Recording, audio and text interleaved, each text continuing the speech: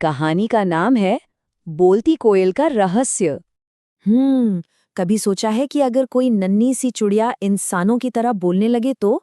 सोचो तो जरा, हमारी आज की कहानी में एक ऐसा ही जादुई पक्षी है।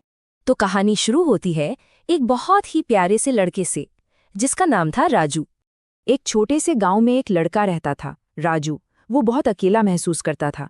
पता है, जब वो बहुत छोटा सा था तो उसकी माँ उसे छोड़कर चली गई और उसके कुछ ही साल बाद उसके पापा जंगल में गए और फिर कभी वापस नहीं लौटे। वैसे तो गांव के सरपंच और उनकी पत्नी राजू का बहुत ख्याल रखते थे, बिल्कुल अपने बेटे जैसा प्यार करते थे। पर कभी कभी राजू को लगता कि वो उन पर बोझ हैं।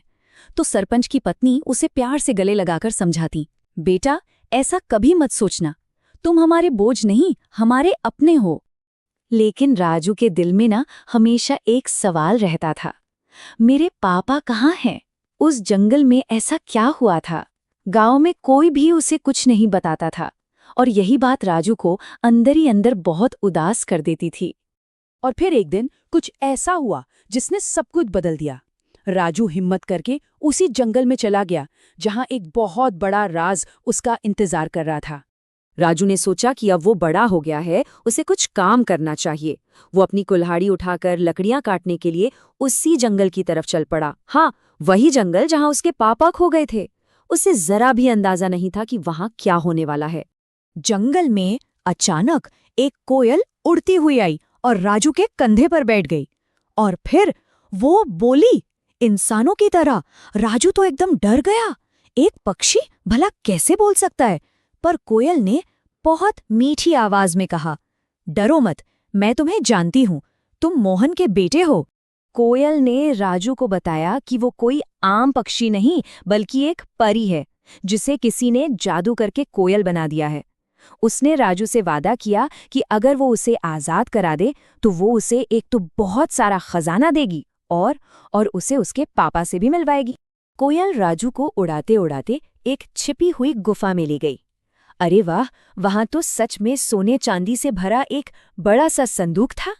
कोयल ने कहा, देखो ये सब तुम्हारा हो सकता है, बस पहले मुझे मेरे श्राप से मुक्त करो और फिर मैं तुम्हें तुम्हारे पापा के पास ले चलूंगी। अब राजू बड़ी उलझन में पड़ गया। क्या वो इस जादुई कोयल पर यकीन करे? ये फैसला लेना बहुत बहुत मुश्किल था। जैसे ही राजू जंगल से वापस आ रहा था, उसे एक साधु बाबा मिले। उन बाबा ने राजू को उस कोयल से बात करते हुए देख लिया था और उन्होंने राजू को अपने पास बुलाकर कुछ समझाया। अब तो राजू का दिल और भी घबरा गया। देखो, एक तरफ कोयल थी जो कह रही थी कि वो उसे पापा से मिलाएगी, और दूसरी तरफ ये साधु बाबा थे जो कह रहे थे कि वो कोयल असल में एक बहुत बुरी जादूगरनी है और अगर वो आजाद हो गई तो पूरा गांव तबाह हो जाएगा। राजू ने एक पल के लिए भी उस सोने चांदी के बारे में नहीं सोचा। उसके लिए तो दुनिया की सबसे बड़ी दौलत अपने पापा से मिलना था। वो तो बस इसी एक चीज के लिए इतने सालों से तड़प रहा था। और बस अपने पापा से मिलने की उम्मीद में राजू ने साधु बाबा की चेतावनी को अनसुना कर दिया। उसने फैसला किया कि वो कोयल पर ही भरोसा करेगा और उस जादू को तोड़ने में उसकी मदद करेगा। और फिर वो रात आ ही गई। वो रात जब ये पता चलने वाला था कि राजू का दिल कितना बहादुर और सच्चा है।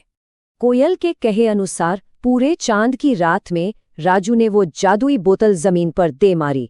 बोतल के टूटते ही कोयल का शरीर अजीब तरह से मुड़ने लगा और देखते ही देखते वो एक बहुत ही डरावनी जादूगरनी में बदल गई।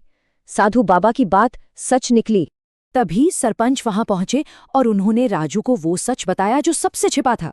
उन्होंने कहा, बेटा 10 साल पहले तुम्हारे पापा मोहन वो एक हीरो थे। उन्होंने इसी जादूगरनी को रोकने के लिए अपनी जान दे दी थी ताकि साधु बाबा इसे इस बोतल में कैद कर सकें। अब जादूगरनी आजाद थी और गुस्से से पागल हो रही थी। साधु बाबा ने कहा, इसे रोकने का बस एक ही रास्ता है, वही हिम्मत जो राजू के पापा ने दिखाई थी। गांव को बचाने के लिए किसी और को अपनी जान की बाजी लगानी होगी। राजू को अपनी गलती का एहसास हो गया। उसकी आंखों में आंसू थे पर आवाज में हिम्मत। उसने कहा, ये सब मेरी वजह से हुआ है तो इसे मैं ही खत्म करूंगा। वो बिल्कुल अपने बहादुर पापा जैसा था। इतना कहकर राजू पास के गहरे कुएं में कूद गया। उसकी इस बहादुरी ने साधु बाबा को इतनी शक्ति दी कि उन्होंने उस जादूगरनी को हमेशा हमेशा के लिए एक मामूली सी कोयल बना दिया, जो अब कभी बात नहीं कर सकती थी। राजू ने अपने गांव को बचा लिया। तो इस कहानी से हमें क्या सीखने को मिलता है? यही कि असली खजाना सोना या हीरे मोती नहीं होता, बल्कि वो हिम्मत और प्यार होता है जो हमारे दिल में होता है। और इसी के साथ हमारी आज की कहानी यहीं खत्म होती है। शुभ रात्रि।